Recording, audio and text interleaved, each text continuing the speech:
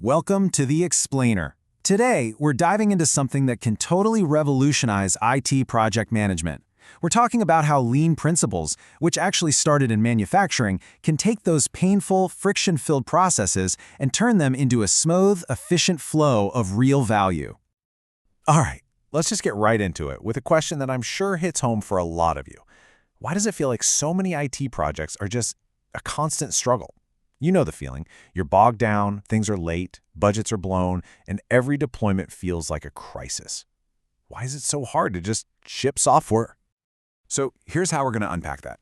First, we'll look at the traditional IT playbook, the old way of doing things. Then, we'll introduce the huge mindset shift that Lean brings to the table. We'll see what that actually looks like in practice with DevOps. And then we'll talk about how this completely redefines the job of a project manager. Okay, first up, let's really diagnose the problem.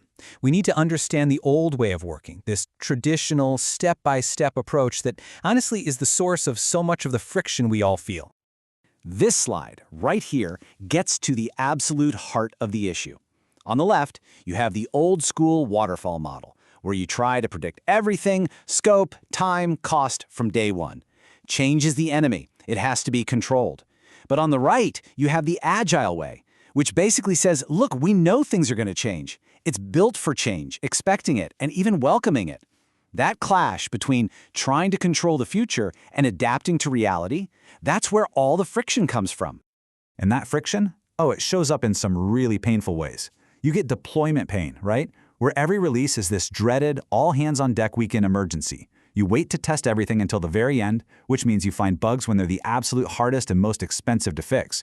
You have these crazy bottlenecks, like slow approval boards that grind everything to a halt. And what's the result? Constant firefighting. Your team is so busy putting out fires from yesterday's problems that they have no time to build tomorrow's value. So, if the old way is creating all this pain, what's the answer? Well, it's not just about swapping out one process for another. It's about a complete and total shift in how we think about work itself. And that shift is called lean thinking. At its core, it's a really powerful idea.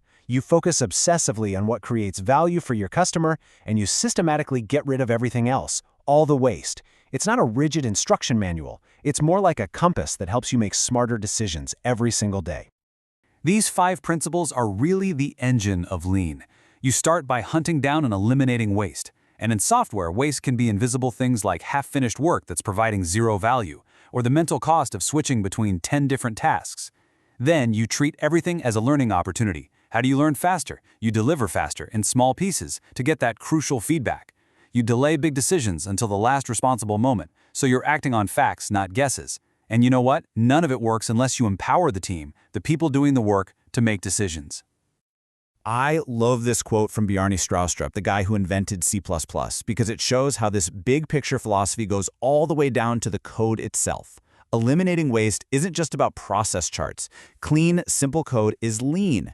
It's less wasteful because it's easier to maintain, it has fewer places for bugs to hide, and it gets the job done directly. It's about building quality in from the very start, not trying to inspect it in at the end. Okay, so we've got the philosophy down, but what does this actually look like when the rubber meets the road? This is where lean thinking gets supercharged with technology, creating what we now call DevOps and continuous delivery. And the results? I mean, they're just mind-blowing. The data from the book Accelerate is super clear. The best teams, the high performers, they aren't just a little faster. They deploy code 46 times more often. Their lead time, the time it takes for code to go from a developer's keyboard to being live, is over 2,500 times faster. And here's the real kicker. They do all this while failing 7 times less often. They have cracked the code on being both fast and stable. It's not a trade-off. The secret sauce behind those incredible numbers is something called continuous delivery. It's a capability. It's the ability to get any kind of change, new features, bug fixes, whatever, out to your users safely, quickly, and in a way you can keep doing over and over again. The point isn't just speed for speed's sake. It's about making releases boring, routine, and low risk. And the machine that makes this possible is the deployment pipeline. Think of it like an automated quality control factory for your software. A developer checks in a small change, and it kicks off this whole chain of automated tests. By the time that change gets to the end of the line, you have a really high level of confidence that it's good to go. You've automated away the fear and the risk, turning release day into just another Tuesday. And the fuel for this whole engine is working in small batches. It's just a crucial concept. Instead of bundling months of work into one giant, terrifying, high-risk release, you release tiny, incremental changes all the time. Each one is way less risky, it's easier for everyone to understand, and you get feedback almost instantly, which just accelerates your ability to learn and improve. Okay, so you might be thinking, with all this automation and empowered teams, what's left for the project manager to do? Well, the role doesn't go away, it just evolves into something way more important and, frankly, way more interesting. The entire role basically flips on its head. The traditional manager is a taskmaster. They direct the work, they solve problems for the team, they track the Gantt chart. The modern Lean Agile manager is a servant leader. Their job is to coach the team to solve their own problems, to clear roadblocks out of their way, and to create an environment where the team can just do their best work. The focus shifts from managing tasks to enabling greatness. So what does that look like day to day? Well, you're acting as an integrator, making sure all the different parts are working together smoothly. You're coaching, not commanding. You're running interference, tackling the bureaucracy and organizational nonsense so your team doesn't have to.